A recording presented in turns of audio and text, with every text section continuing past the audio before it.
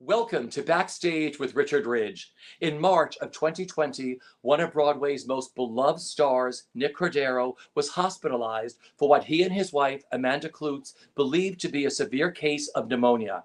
It turned out to be COVID-19. He was placed on a ventilator, and after a grueling 95 days in the ICU, Nick passed away. Amanda took to documenting their journey on social media, showing the dangers COVID-19 posed to everyone, regardless of age. Her updates captivated millions, inspiring people around the globe to dance each day to Nick's song, Live Your Life, and offer positive thoughts and prayers for Nick, Amanda, and their son, Elvis.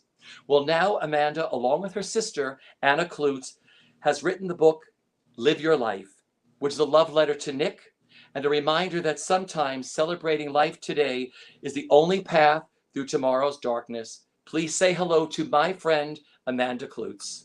Hello. Hi, Richard. Nice to be here with you today. I'll tell you, the book is right behind me. I loved this book. You know I have known you and Nick forever. I got choked up during that intro. It's just, I don't even know where to begin, but it is great to be catching up with you. First of all, how are you and where are you? I am at my dressing room at the Talk. We just I love finished, this. yeah, we just finished filming for today, so I have a little bit of a break. And I love doing calls from my dressing room because Elvis isn't running around and distracting me. I love your dressing room. I love the photos you have behind you. Yeah. Yeah, I, we got Nick and we got Elvis, and then Elvis and I, and my yeah. siblings are over here, and yeah, I try to keep pictures of him everywhere. Well, I'll tell you, the book is right behind me. I read the book in one seating. I started early in the morning and ended at night because I could not put it down. It's such a beautiful homage to Nick, to what you went through as a family and everything else with you and your sister. It's such a stunning book, Live Your Life, My Story of Loving and Losing Nick Cordero. What I want to ask you first, Amanda, is when did you decide to sit down and write the book? Well, first of all, thank you so much because that is a huge compliment to me when you say you've read the book in one sitting, you couldn't put it down, because honestly, the story of this and those 95 days felt like that. It felt like a never-ending day, and much like a Groundhog's Day too. So it makes me feel like in reading it that way, it's like you were on the ride with us. You were on that roller coaster ride of Nick's ICU stay. And I started writing this 2 weeks after Nick passed. I went to Ohio with my mom and dad just to kind of get some peace and quiet, and I would put Elvis to bed, and I just started writing. And I honestly just needed to get things out of my head. There were so many medical terms and doctors' names and dates and events that happened and everything that happened to Nick. When it happened, it was so crucial, I knew, to the story. And I also knew that we had 5 months to write this book. So it was kind of like, well, time is now to start writing. So how did it originally come about? Did HarperCollins come to you? I mean, it's such a, what this book has done, it's put a face on the damage of COVID-19, what it has done to someone, what it has done to a family, because there were so many people who thought this whole COVID-19 was a hoax and not wanting to be vaccinated and everything else. And I was just wondering how the book came about for you to write in the first place. Yeah, so I got an email from Lisa Sharkey at HarperCollins. Lisa had taken my fitness classes Yeah. in New York, and is a good friend of a best friend of mine. And she reached out to me and said, "I am one of the people that is singing and dancing every day with you at 3 p.m. I'm consistently refreshing my Instagram feed in hopes that you've given any more info. I'm following this story and I'm praying for you guys every day. You need to write this down. This is an incredible story." At that point, it was beginning of June. And she said to me, she goes, "I don't even care how it ends. I want you to start writing this story. It needs to be documented." And I'm so grateful for her because, again, I remember leaving the hospital and talking to her on the phone and just being in such a fog. And I'm so glad she kind of championed me to do this, and with Anna, because now I have this kind of living legacy for Nick and for Elvis, especially, to read one day, and also just for me. We go through life, and you think you're going to remember things, and as time goes on, you don't. And so I feel so grateful that I have all of this written down. Because so much happened to you as a family. I mean, Hmm. you got married, you had Elvis. I mean, then there was the decision to move to Laurel Canyon in California, and uprooting everything from New York. I mean, your business. Nick thinking, like movies and TV, which everybody does. I mean, like let's try the other coast. I mean, there Right. was so much going on, and then this hit. All at the same time. So how did you and your sister go about writing the book? I mean, who's like, did you work on iPads? Like, how did you actually write it together? Yeah, well, it was a learning curve because Yeah. neither of us had ever written a book before. But luckily, because she was in Paris and I was in California, I would write when I put Elvis to bed, and I would do as much as I possibly could, and I would send her an email, saying what I did that night, and she'd be waking up in Paris, and she would say, "Sister, I worked all day yesterday. I'll look over everything you did, and I'll send it back to you." So it was crazy because we were kind of working on the book in a full 24-hour circle. And you know when we got the offer to do this, I was thinking, Anna, you have to be in California with me. You can't go back to Paris. We have to do this together. And it luckily, I think, just worked out in the best way because we were able to kind of do our own thing, send it off to another. That person would edit it, fix it, change it, and then send it back to the other person. I love that. So it's like you worked for a day when the lights are on, and then you went to bed, and then the sun was coming up in Paris, and she wrote. Yeah. How long did it take you to complete? We started in July and we finished right before Christmas. So I think in total it was around 6 months, which I didn't know this again because when you're green to something you don't know. But Anna knew just from being a writer, and she said, no one writes a book in 6 months, especially your first book. She was like, Amanda, most that you usually get a year. So we worked pretty fast, but I have to say I think it was in our favor for a couple of reasons. Not only was it extremely therapeutic and cathartic for me to just write it down, same for Anna because she was with me and very much a part of everything that happened. But also, if you asked me to write this book now, I wouldn't be able to do it, Richard. There is so much detail in this book that was in the front of my brain. I mean, I knew I could have joined the medical staff at Cedar Sinai, I thought, when this was over. That's how in it I was. So kind of like leaving a Broadway show. The week after, you could still do the show, but give yourself 6 months and you're like, wait, it started with the tap dance? What?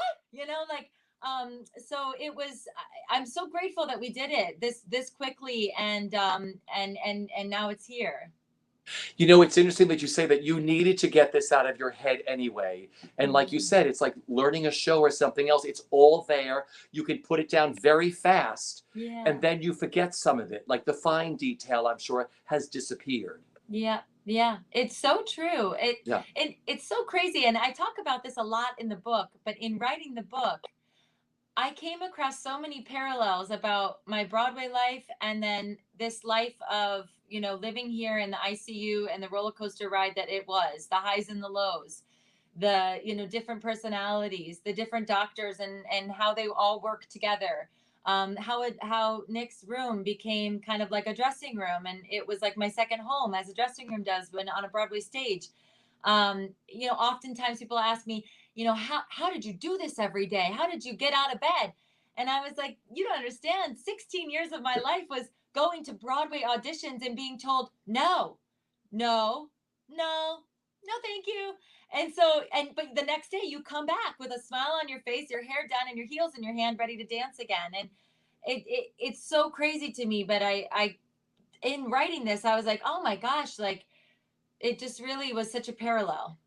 So I was going to ask you, how did you find the emotional strength again to write the book? Because you had just lived all of this.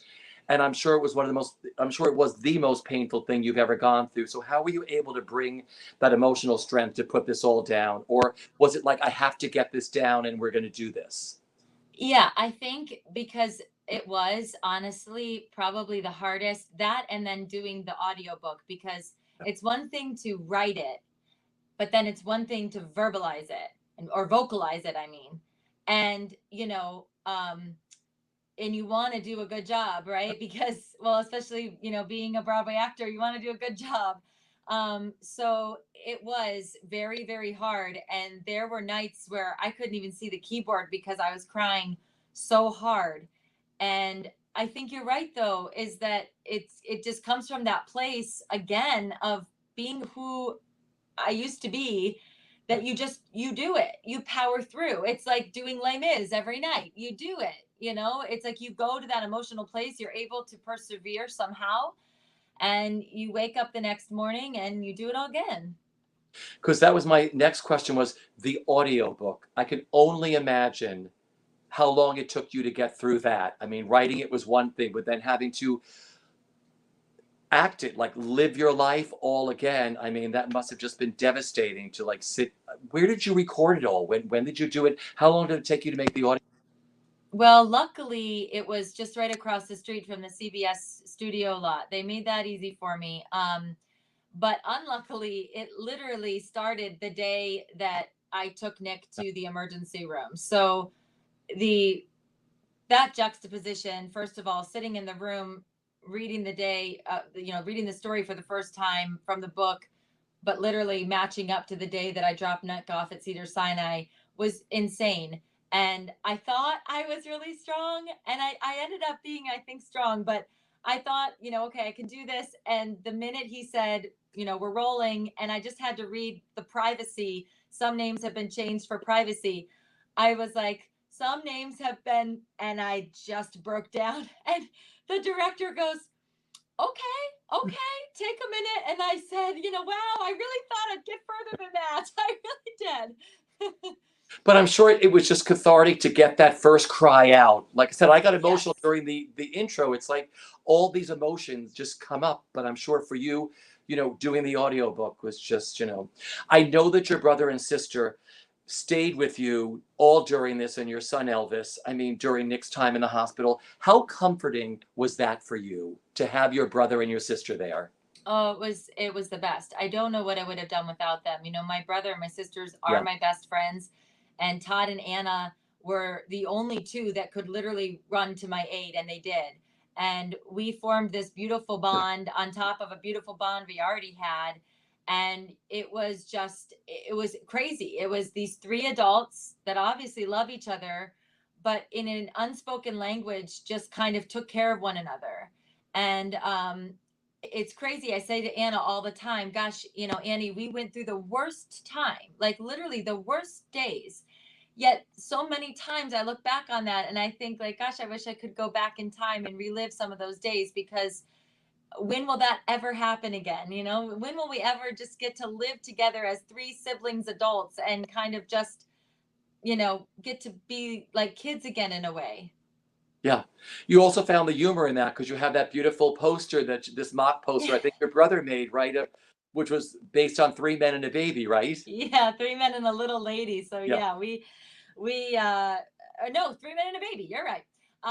Yeah, three men and a baby. We had a really good time, and then ironically enough, one of my first weeks here at the Talk, Tom Selleck was a guest, and I got to embarrass myself and show him that, during quarantine we had a really good time. But he knew of Nick, of course, because Nick did Blue Bloods, Yeah. and that cast is so beautiful and such a family. So it was kind of a really kind of full circle, beautiful moment. Because I love that. I'm like you. I love to find signs through my life, like someone offering you signs. And that was the really the great positive end of, the negative, the sadness of the book. There was also the positive spin of saying there were always signs for you Mm-hmm. through all of this. And you've always believed in that, haven't you? Oh, always. I remember wanting to be in 42nd Street on Broadway. And I was at school. I was going to AMDA at the time. And I had seen the Broadway version 10 times, front row student tickets. And I was finding dimes everywhere. I just found dimes everywhere. And I was like, this is a sign, because in the show, you dance on a dime. I was like, I'm going to be in this show one day. And then lo and behold, 2 days before I graduated, I booked the national tour, 42nd Street Broadway Revival, and I was dancing on a dime. I do. I love signs. I have no shame in seeing them, finding them, and holding on to them. Yeah. You know, during the pandemic, Nick's story put a face on this awful coronavirus and the damage it did, not just to Nick, but to others who lost loved ones during this virus. You know, do you realize how many people you have helped by telling them your story, what you went through as a family? Oh, well, that's so sweet. Honestly, I mean, it means the world to me when I hear that, and when I hear people, when people come up to me and they tell me that, or they DM me and they tell me that. I mean, you go through this situation and I was just telling the honest truth every day. And I was just, just trying to help, the world understand that this can affect a 41-year-old perfectly healthy man, and that he didn't have any symptoms of COVID. And here he is now in the ICU fighting for his life. So, I really do. I feel honored that anyone was inspired by me sharing what I did. I mean, it does mean the world to me. Because I was going to say, we'll get into the whole Instagram and the social thing, which you help people to. But now you have this book, which I think is Mhm. so wonderful that people can read that lost people during this and have a similar story to what you dealt with and how you got through it, how you worked through it. Because I was going to ask you, how did God and your faith play into what you were going through then and how that plays into your life now? Yeah, I mean, through the darkest times of my life, because I've had a lot. I've not had a beautiful, perfect life. I always kind of just root myself right back into that faith. I was lucky enough to grow up in the church with a great kind of church atmosphere. It was never pushed on me. It was always just about love and being together, and believing that, kind of God has your back. And so when I feel like I need help, I run to that. And it was such a tremendous help. I mean, when the doctors at the ICU, top of their game, are looking at you going, he's got an hour. There's nothing else medically we can do. Nothing. There's nothing. You have an hour with your husband, and then you pray over that man, and he lives, and not only lives, but starts smiling and looking up, down, left, and right a day later. I don't know. I mean, I felt very, very, very close to God at those moments. And yes, I questioned every single day. I got mad, and I would question God too. And that's a part of what I believe in as well, that it's okay to question, and it's okay to challenge and wonder.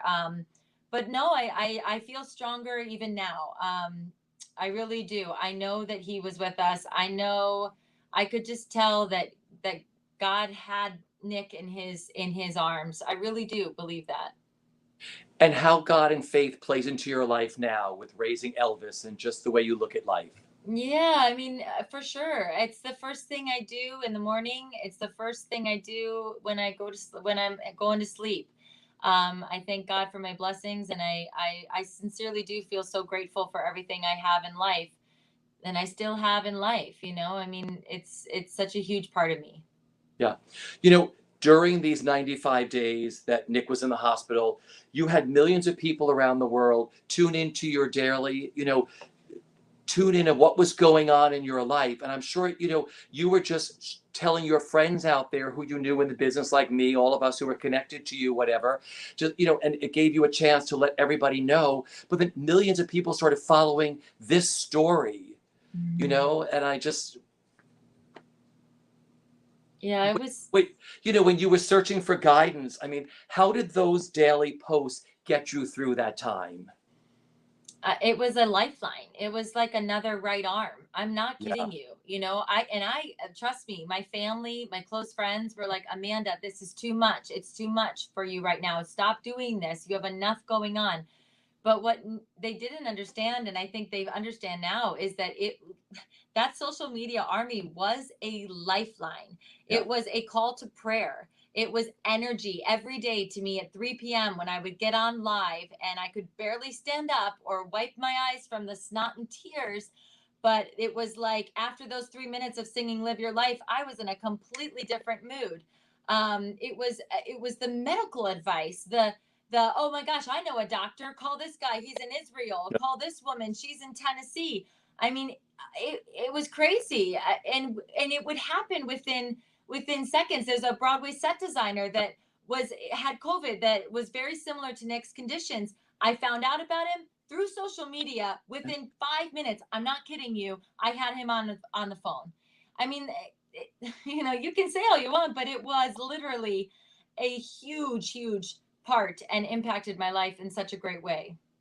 Well, that's what we have to get to the next part of your social media when at 3 o'clock, everybody around the world danced to Live Your Life. I mean, the DeHope family in New Jersey, who we all know, I mean, they all fell in love with Nick and you out at Paper Mill or whatever else. But I mean, Yes. but everybody, stars and just people you didn't even know, everybody came on at 3 o'clock, you know, singing and dancing to Nick's song. I mean, that must have just been so wonderful for you It and was healing. incredible. Yeah, it was. It was incredible. And, I would go to the hospital and I would show Nick too. He saw it. Yeah, I mean, it literally was crazy though. From Moscow to, yeah, Indonesia to Tennessee yeah. again to Boston. I mean, it was insane. And it never lost on me, I mean, from families to dogs to babies to 90-year-old men in the nursing home.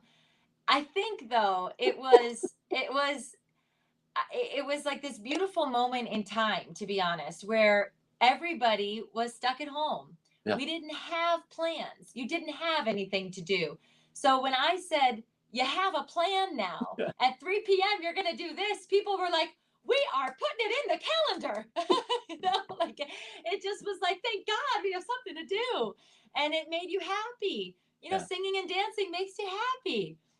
It soothes the heart, it soothes the soul, and everybody felt like they were giving something back to Nick and to you and to Elvis of saying, I can't do much, but I can do this. And That's it's right. through his incredible song. I mean, his music is now living on. I mean, this Yeah. has to be an amazing thing because Nick was an actor and then he was like, I want to be a musician too. You're also very hard on yourself in this book too. You said earlier, that you didn't have a perfect life. No one has a perfect life, but everybody dreams of having a perfect life. But Right. you were also really honest about so many other things in the book, which I give you a lot of praise for.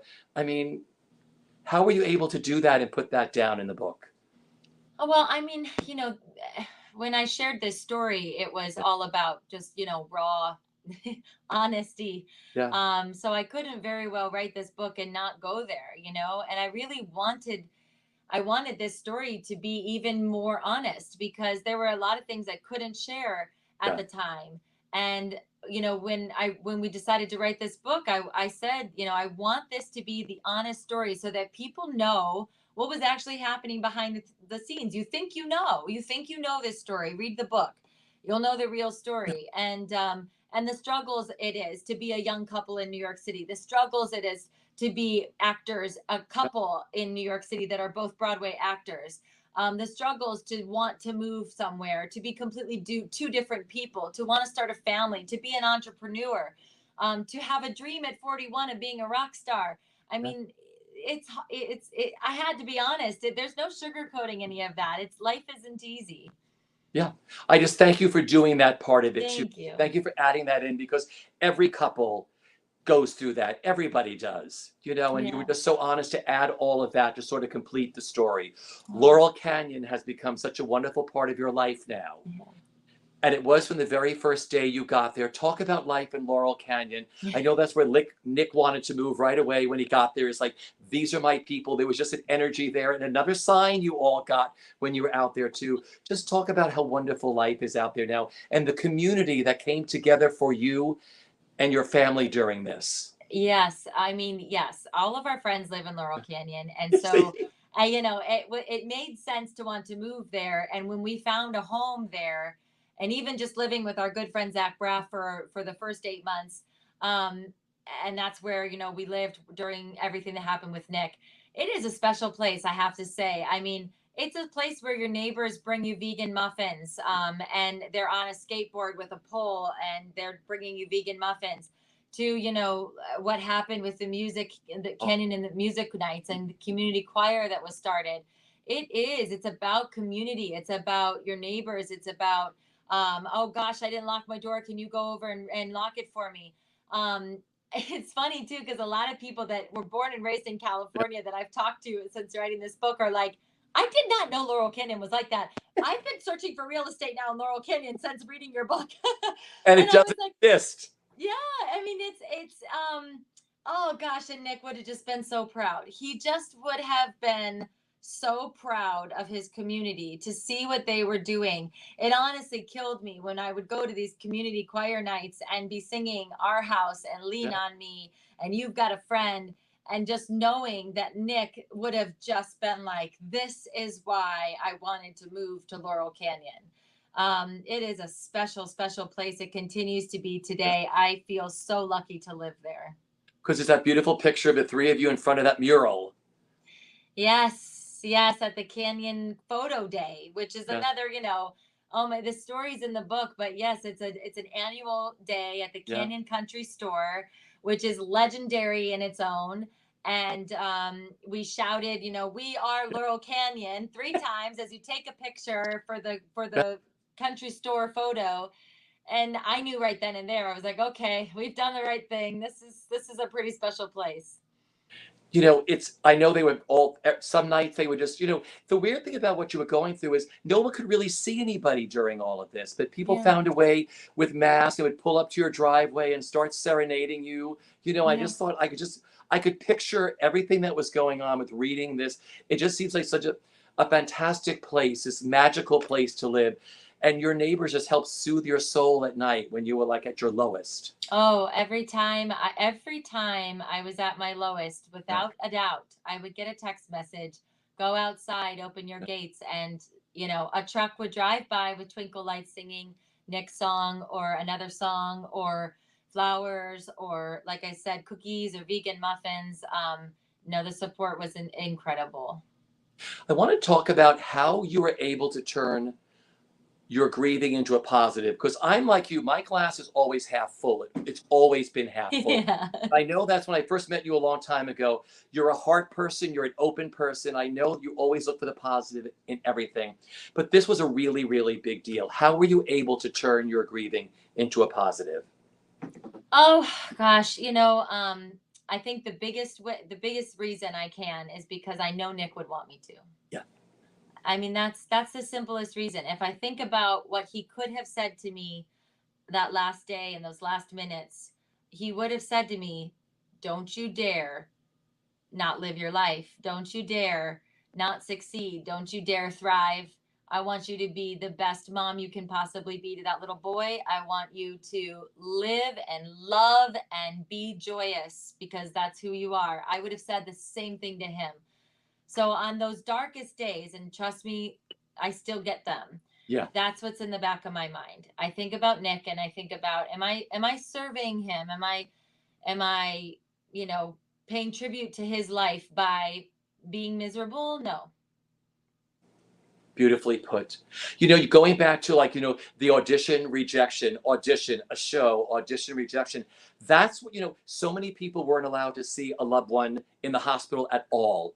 You persevered. I love those chapters are like, that's why I couldn't put the book down. It was like a cliffhanger. I was like, I'm not putting this book down. I have to find out, when she got in there and everything else. And that helped you a lot, like just going through the day to day of tending for Nick and making sure he was taken care of and Yeah. finding out all the stuff. It's like a doctor was like the director. This person was a stage manager. I mean, I just loved your mindset. And I'm sure that sort of eased your way through this, did it? Yeah, I mean, I think I was doing it unknowingly just because that's sort of how I'm trained now, It's what you know. It's what you know. But in writing the book, I said this to Anna one day. I was like, "You know what, Annie?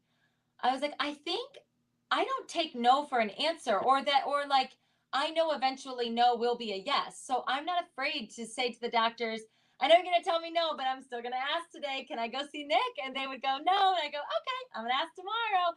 And it was like a joke, after a while. And then one day it was a yes, but like that, I think that's just my life. That's been my life. And it's funny because Nick necessarily isn't the same. I said this to Anna too. I was like, I wonder if it was me in the ICU. Nick would be told you're not allowed to visit, and he's such a rule follower sometimes that he would have been like, "Oh yes, no, they said no visitors." And I'm the exact opposite. I'm like, no visitors means I'm getting in there. But you were the perfect yin and a yang. That's what I loved about your relationship. You were Yes. one way and Nick was the other way. And that's why you worked so well together with all of this. Yeah. He had an incredible team of doctors and nurses that tended to him. Would you just give a big shout out to the team? Because you talk so highly about them in this book. Yes. Oh my gosh. Well, first of all, the nurses. I never left the hospital without looking them in the eye and saying, "Thank you. Thank you. Thank you. I see it. You never sit down. You never stop working. You know how to do everything. And you do it like it is second nature. And it's amazing to watch. And thank you for keeping my husband alive." I think I said that maybe 5 times a day. And they're all so kind. And I loved getting to know them. You know, they do 3-day shifts and then they take like 4 days off. So you're constantly rotating through nurses, but it was really nice to get to know them. And then, you know, my positive doctor, Dr. Ing, Yep. I don't know if I know for sure I wouldn't have been able to get through that without him, because he was like, well, he said it to me. I tell the story in the book. You know, he's like, "I've talked to you more than I've talked to my wife in the last 3 months." We were like war generals together, and we really did feel like we were fighting a battle. And I know he cared for Nick and for me and Elvis, and he was just kind of like that pillar of strength. He was the director. He was there. Because I have to give another shout out to your nurses, because you have taught your AK Body class live, donating all of the proceeds to Cedar Sinai COVID-19 Nurses Relief in Nick's name. Yeah. I mean, Well, you know, you can, when you witness what they do, yeah. honestly, you feel like, what could I possibly even do to thank them? So that's my pleasure. And yeah, one of the classes we have over 500 people join, which was just, I mean, like, it just gave me chills. It was so exciting. Because my sister's a nurse. She works in a nursing home. She runs a whole unit. And during COVID, I would talk to her a lot. And she was like, I come home, I take my clothes off in the garage, I go right into the shower, I scrub myself down. I'm terrified I'm going to get this or whatever, but this is what I do. And I'm sure your nurses were all the same. They had to perform their nursely duties with like in a war zone, like you said, you know, with all these other issues on top of that, but they would just do what they do every day. Oh yeah. And the days that I did have to get into Yeah. PPE, which was just in the beginning, while Nick, we were waiting for his third positive, or sorry, negative COVID test, Yeah. I was still in PPE. And so even just doing that for, like, I think twice, I did it maybe twice. I was like, "Oh my Yeah. gosh, you guys have been doing this day in and day out, 12-hour shifts in and out of this full outfit, which feels like a spacesuit once you have it on, takes about 10 minutes to get it on." And no complaints, no eye rolls. It's Yeah. just like it was what they did. And amazing, just blown away. Yeah, just beautiful. I just think of what my sister went through, and I can only imagine in an ICU what your nurses were going through with Yeah. Nick. You know, your son Elvis just turned 2, right? Yes. You know, what do you tell him about his father, and how do you keep Nick's memory alive to Elvis? We talk about Nick every day. We play Nick's music every day, especially in the car, because Elvis, if he's getting finicky, if I put Nick on, especially one of the great ones from A Bronx Tale, he immediately gets silent. When Live Your Life comes on, he starts nodding his head and doing this rocker face. And we kiss Dada goodnight every night. We say good morning every morning. I tell him that he's going to visit him in his dreams. Um, we just make Nick a part of our day. We really do. And I truly believe that he's there. I really Oh, do think that Nick is just kind of always with us and around us, and that Elvis sees them. So I'm excited, though, to be honest. I'm excited for, as Elvis gets older, and to be able to show him, gosh, it's so lucky to have all of these videos and recordings. If Nick was an insurance salesman, you would not have this kind of material to show somebody that's lost their father.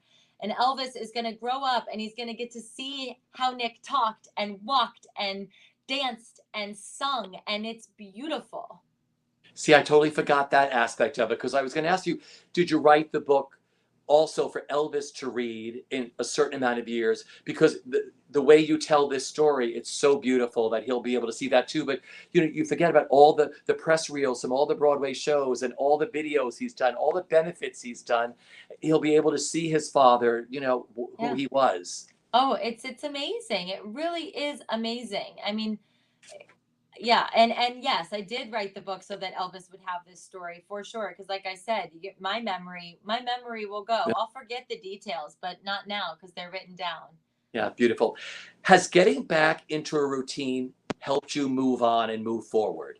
Oh yes, I am so type A. I love Yeah, a routine. yeah, I pre-make my coffee at night so that, everything just goes according to the yeah, routine. And I have 5 jobs still, so I need a routine. I have to kind of compartmentalize my life. But yes, especially having this job at the Talk to come to every day, it feels like I'm on a daytime Broadway show. I get to come yeah. to my dressing room, get my hair and makeup done, put my costume on, go do my live show, and then go home to Elvis. So I love it. I love having this routine.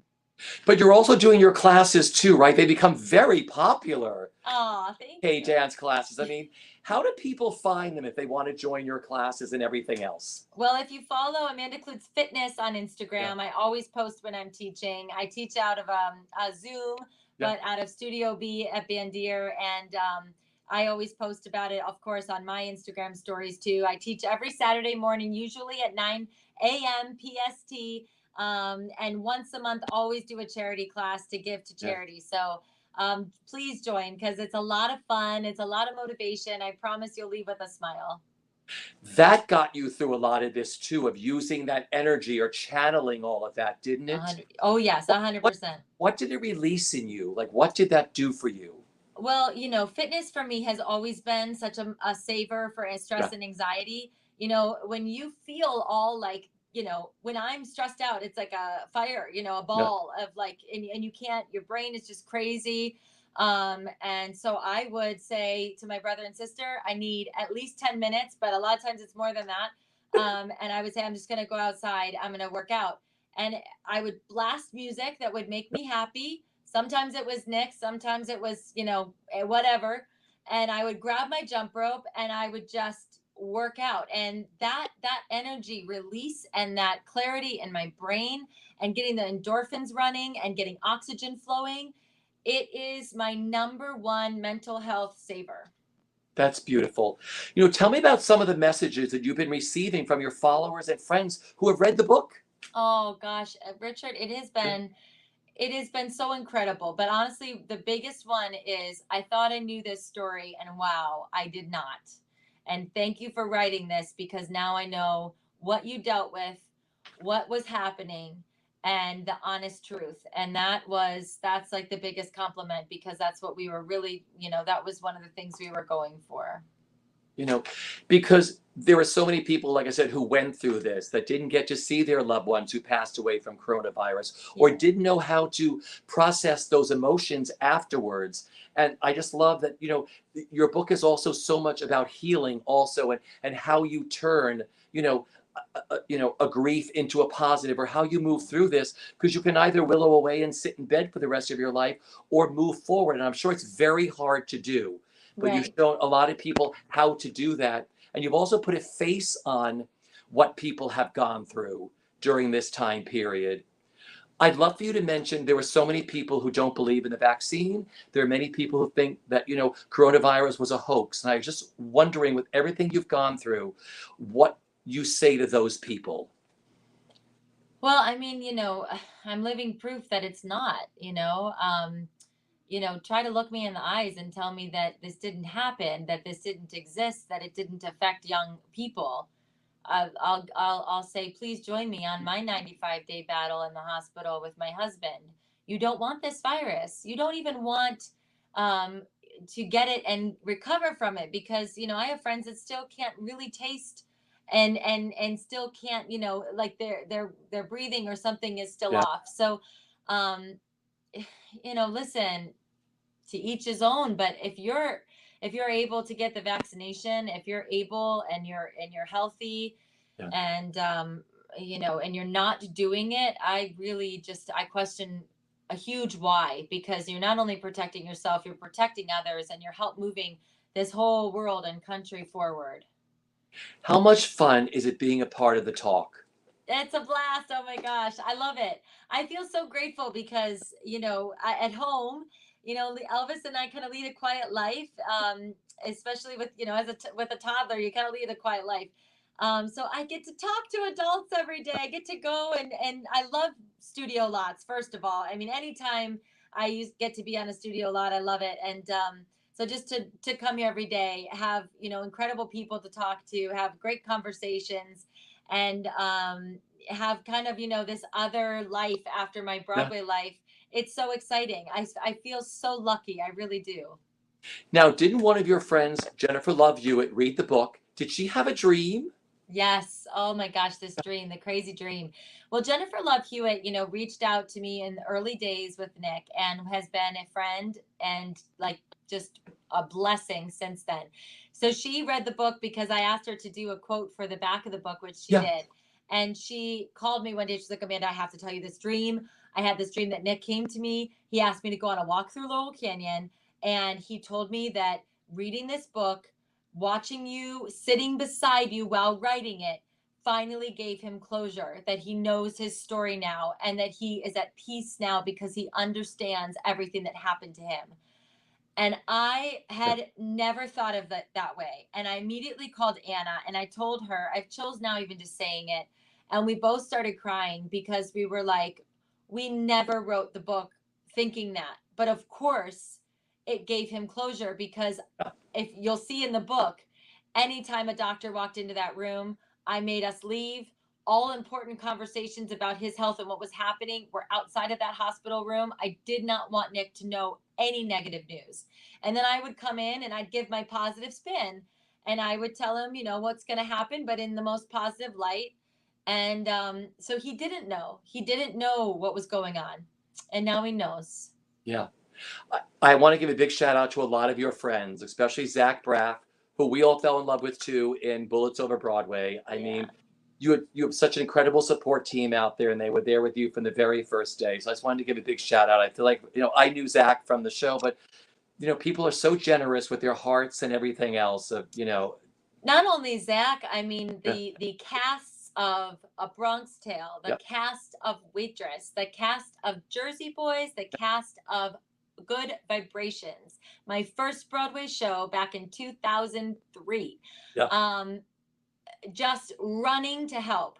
You can't hold an artist down. Like you just can't. Like they'll sit for a week in their house Yeah. and then they're like, okay, what are we singing? How are we helping? Yeah. What are we creating? Like, and it just was this outpour of love from, all of these people that mean the world to you. And it was just incredible. It would have, if Nick could have fully woken up and said how it meant, what it meant to him, we'd still be hearing about it because he would never have been able to get over it.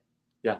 Well, when you first held the hard copy book in your hands, do you remember how you felt? It was surreal. It's so surreal because, we took that photo March 1st. We were both perfectly healthy. Yeah. And we weren't even going to take the photo. It was a rainy day. Yeah. It was a friend that was in town. And I said, I didn't even tell Nick about it because I didn't want him to get annoyed. So I was like, oh, just get a denim shirt on. Let's go take a photo. And thank God we did. So seeing that photo and holding that book and seeing my name and Anna's name on it and the pictures inside, it was extremely surreal. It's still surreal, to be honest, especially going into bookstores and signing copies. It's very surreal. Well, like I said, it is an incredible book. It's an incredible story and journey you take the reader on. It's available on HarperCollins, and the audiobook's available too, right? Oh, audiobook in Barnes and Noble's, Target, Amazon, everywhere. It's such a beautiful story. Amanda, like I said, I fell in love with you and Nick a long, long time ago. And reading the book, I remember I spent a lot of time during interviews because each season there was someone I would like root for in a show, like to get major recognition from like the award ceremonies. And I was like, I'm going to push.